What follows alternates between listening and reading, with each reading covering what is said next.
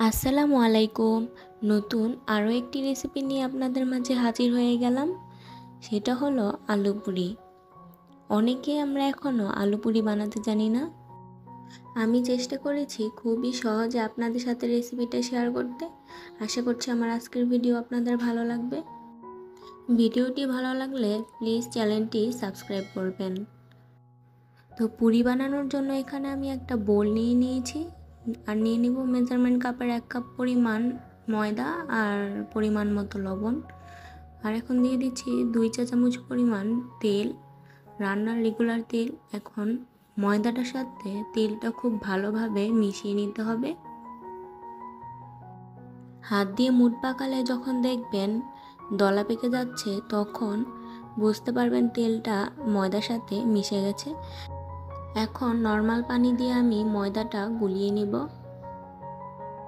ময়দাটা গুলানোর জন্য পানি আপনারা পরিমাণ বুঝে নেবেন।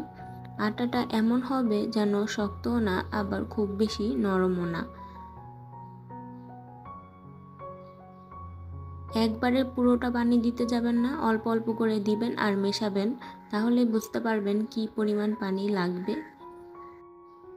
ময়দাটা গুলিয়ে নিতে আমার এখানে 1 কাপেরও কম পরিমাণ পানি লেগেছে। এখন আমি হাতের সাহায্যে খুব ভালো করে ময়দাটা মথে নেব। খুব ভালোভাবে মথতে হবে। ময়দাটা যত মথা হবে পুরিটা কিন্তু খেতে ততই ভালো লাগবে। খুব ভালোভাবে মথে সফট একটা ডো তৈরি করে নিতে হবে। আমার ময়দাটা রেডি হয়ে গেছে। এখন আমি একটা ভেজা কাপড়ের সাহায্যে ঢেকে রাখবো যেন উপরটা ড্রাই না হয়ে যায়। এখন আমি এটা সাইডে রেখে আলুর প্রিপারেশনটা রেডি করে নেব। সের জন্য আমি 2টা আলু নিয়েছি পেঁয়াজ বেরেস্তা আর নিয়েছি মরিচ ভাজা আর ধনেপাতা। এখন আমি মরিচটা লবণ দিয়ে খুব ভালোভাবে মাখিয়ে গুঁড়ো করে নেব।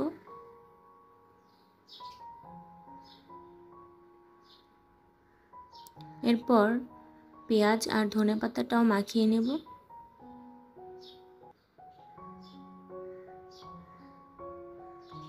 এইখানে কিন্তু আলু ভর্তার মতো সরিষার তেল ব্যবহার করা যাবে না, তাহলে টেস্টটা নষ্ট হয়ে যাবে। এখন আলুগুলো একে একে ভেঙে টুকরো করে এরপর এই উপকরণগুলোর সাথে মাখিয়ে নিতে হবে। খুব ভালোভাবে আলুটা ম্যাশ করে নিতে হবে যেন কোনো দানাদার না থাকে, তাহলে পুরিটা বেলার সময় কিন্তু ফেটে যাবে।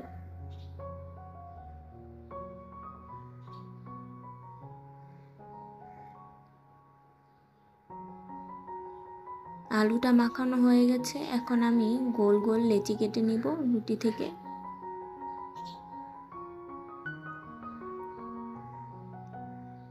দেখুন কতটা সফট হয়েছে, দেখেই বুঝতে পারছেন। এখন আমি ছোট ছোট লেচি কেটে নিব।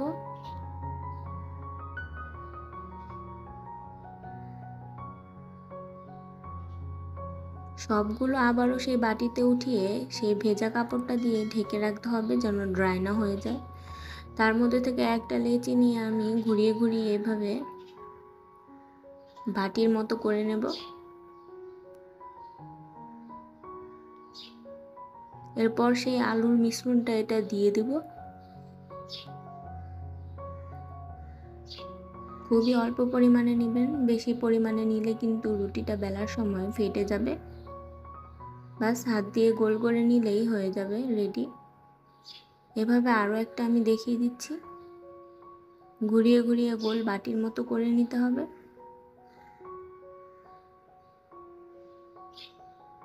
এরপর মাঝখানে সেই আলুর পুরটা দিতে হবে।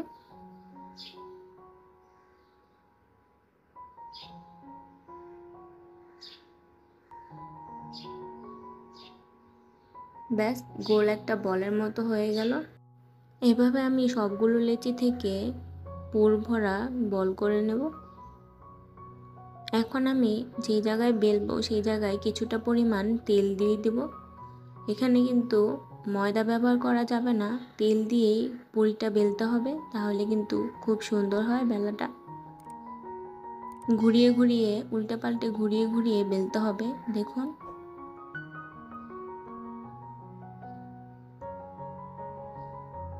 খুব বেশি মোটাও না আবার খুব বেশি পাতলাও না, এমনভাবে বেলতে হবে।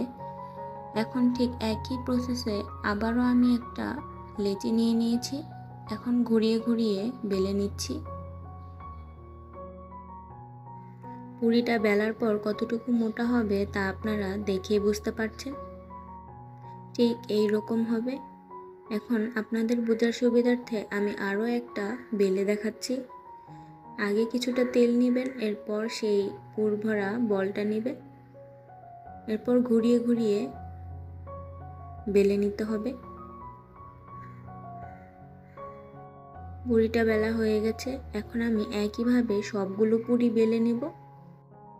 এখন আমি পুরিগুলো ভাজতে চলে যাব। ভাজার জন্য চুলায় একটা কড়াই বসিয়ে তাতে তেল গরম করে নেব। আর তেলটা গরম হয়েছে সেটা জানার জন্য একটা স্টিক দিয়ে এভাবে জাতা দিলেই দেখবেন বুদবুদ উঠছে, তাহলে বুঝবেন তেলটা গরম হয়ে গেছে। এরপর পুরিগুলো ছেড়ে দিবেন, ছেড়ে সাথে সাথে নাড়া দিতে হবে। একটা চামচের সাহায্যে এমনভাবে পুরিটাকে ভাজতে হবে যেন তেলে ডুবে আবার ওঠে, আবার ডুবাবেন আবার উঠাবেন। এভাবে করে ভাজলে পুরিটা খুব সুন্দরভাবে ফুলে।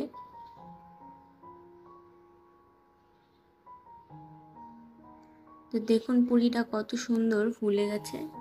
এখন আমি এটা উঠিয়ে নেব।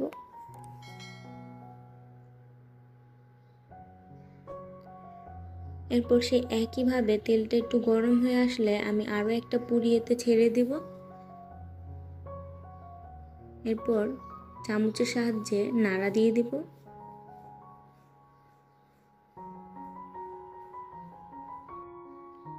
পুরিটা একবার তেলে ডুবাতে হবে, আবার উঠাতে হবে, আবার চাপ দিতে হবে, আবার উঠাতে হবে। এভাবে চাপ দিয়ে পুরিটা ভাজলে পুরিটা খুব সুন্দর ফুলে।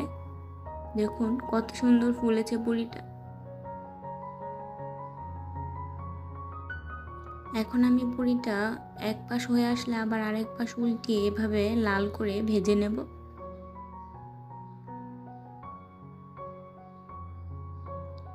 আমার পুরিটা ভাজা হয়ে গেছে। এখন আমি উঠিয়ে নেব।